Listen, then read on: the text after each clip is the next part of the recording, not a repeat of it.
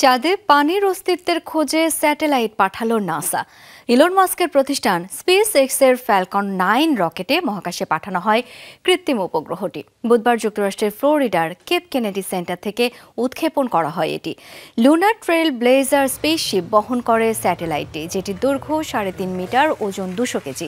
চাঁদের পৃষ্ঠ থেকে 100 কিলোমিটার উচ্চতায় অবস্থান করবে স্যাটেলাইটটি। হাই রেজুলেশনের ছবি তুলে পানি পাওয়ার সম্ভাব্য জায়গাগুলো চিহ্নিত করবে এই কৃত্রিম উপগ্রহ।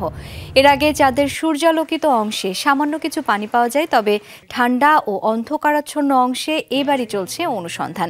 বিশেষজ্ঞরা বলছেন বরফ আকারে বিপুল পরিমাণ পানি মেলার সম্ভাবনা রয়েছে ওই অংশে।